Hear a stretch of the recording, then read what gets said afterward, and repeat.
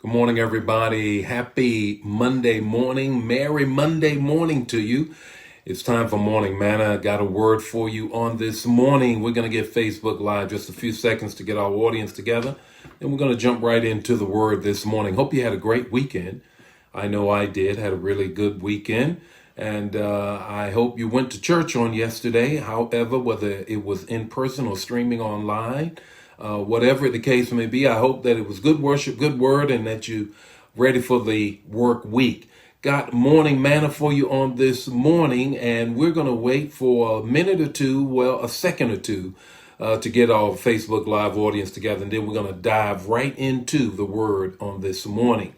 So, how you looking for this week? I'm looking for a great week. I know God is going to do great things for me this week and for you as well. And we're going to begin today. We're going to talk about today. I need a miracle. Anybody out there need a miracle? A financial miracle? You need a physical miracle? You need a spiritual miracle? You need God to do something in a very miraculous way? That's what we're going to talk about today. What's what we're going to give the manna for this morning. Now, I'm going to give the text, the talk, and the takeaway. Morning manna fam, you already know what you have to do. You got to give the heart's delights. You got to share. You got to spread the manna. You can't keep it to yourself. So let's get right into the word this morning. The text, the talk, and the takeaway. The text this morning is found in John 6:2. John 6:2. And it says this, and a great crowd followed him because they saw the miraculous signs he had done for the sick. The great crowd followed him because they saw the miraculous signs that he had done on the sick. It's John 6:2. How many of you need a miracle? How many of you need a miracle? Write it down. Put it in the chat area, whatever the case may be. Yeah, I need a miracle. I need God. I need you to move. Jesus, if you don't do this, it cannot be done. It will not be done. I need a miracle. There's three things I want to share with you in the talk about the text, about I need a miracle. Remember now, John 6:2 says, now he crossed the Sea of Galilee, or Tiberias in the NIV translation. Now, you know, last week we were talking about being on the other side. Not talking about being on the other side right now, but now he's on the other side of this Sea of Galilee. It's about Passover time. It's a different time. And here he is, have a crowd of people coming. He goes up to the mountain area. He looks down on them and he sees the crowd coming on him. John, the witness, the writer, tells us this story. Three things you need to do with respect to getting the miracle that God has for you. The first thing is assess the situation. Assess the situation. In verse 5, what does it say? It says, where shall we buy bread? Jesus looked. He looked to Philip, the Greek, the only Greek person in the 12, the person that he knew could calculate. Check that out. And he says, Philip, where can we buy the bread? Now, in verse 6, it says that he already knew what he was going to do, but he needed Philip to assess the situation. Sometimes you have to realize exactly what is it that I really need from you to do, God.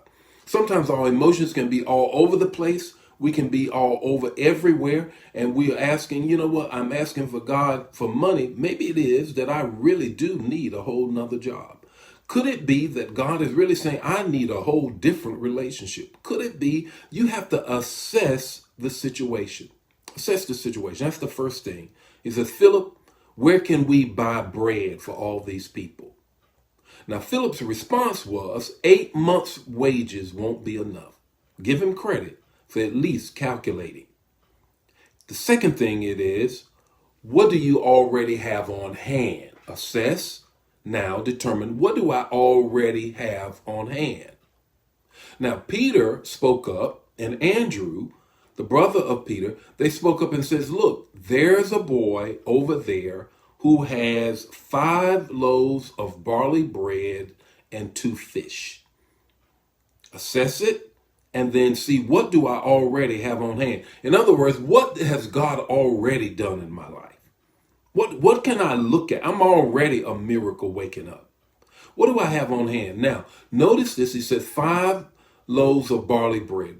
Barley bread was the cheapest, the roughest, the poorest of all wheat.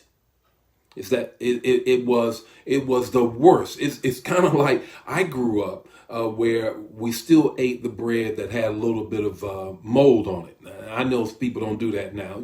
My mother said, "Pinch it off, son. That bread is still good." It is the worst of all bread. It's the least of quality of all bread. So that's why he makes that assessment. And then he says there's 2 fish. Now the fish were about the size, not even the size of this pin. It was about the size of a sardine. Again, let me take you somewhere that some of y'all ain't never been. You ain't never seen a sardine. A sardine is about that big in that can. All right. And it is not much at all. Now, you have to assess what you have. Then you have to look at what you already have on hand. What has God already done in your life? What has he already done in your life? Okay, here's the third thing. Follow directions. Follow directions. I want you to look at verse 10. Verse 10 says, after Jesus took that, broke it, prayed over it, and broke it, he says, I need you to tell them to have a seat. Now you was wondering, now one writer says, he said, now sit down in groups. Now, you may wonder, why is it that Jesus wants them to do that? Because if people are hungry and there are 5,000 people and it's just a little bit, you got a riot on your hand. And it's just not going to be enough to make it around. Now, you need to understand that the miracle that God has for you is going to require you to follow directions. You may be anxious, as the crowd would have been. They see there's just a few and I'm in the back of the line. Come on. So I've got to push my way to the front of the line. And I got to have enough faith in Jesus to have a seat and know my time is coming. Come on here. You got to understand that Jesus has a miracle for you, but you've got to follow the instructions, have enough faith to have a seat, and know that everybody that's around you, 5,000 people, I'm going to get mine too. Because if not, you're going to rush, you're going to cause a stampede and won't nobody get anything. That's what Jesus was trying to say. So he's trying to say to them, look, if you just wait on me. Can you imagine 12 disciples, 2 sardines, 5 molded pieces of bread, 5,000 people to be fed on the side of a mountain, and I'm starving. I'm about to go off, but I got to follow directions. What's your situation right now? What are you dealing with right now? You say, I am pressed on every side. I do not know which way to turn, Bishop. The fact is, follow directions and watch that miracle move your way. What's your takeaway this morning? Your takeaway is this: Jesus is still in the miracle working business. I'm a living witness. A month ago, I had a biopsy on my prostate. 3 months or 4 months ago, actually before the pandemic, my urologist said that I feel something and it doesn't look right, doesn't feel right. They sent me to get an MRI on my prostate. They came back and said that there is a size of cancerous on your prostate. It's about the size of a nickel, between the size of a nickel and a dime. We already know on a scale from 1 to 5, you got a 5. Come on here. You got a 5. What we need to do now on June the 2nd is have you to get a biopsy using the MRI. The first time they just look, second time we're going to get a biopsy. So we want to assess, here we go, what we're dealing with, because we already know that it's cancer. When I sat there in the chair and I sat there in the pre-op, there I was sitting there following orders, waiting my turn. I asked the urologist who was going to do the procedure on me, I asked him, do you have, because I've had biopsies multiple times before. It's a very painful thing. This time I was going to be asleep. And listen, and so what he said was, I said, do you have to just prick me everywhere, or are you just gonna hit that area? He says, I'm gonna hit you all over your prostate. Prostate is about the size of a walnut. I'm gonna hit you all over it because we want to make sure wherever it is, if it's gone in the walls of your abdomen, whatever the case may be, we need to assess this. Hit me in all those areas.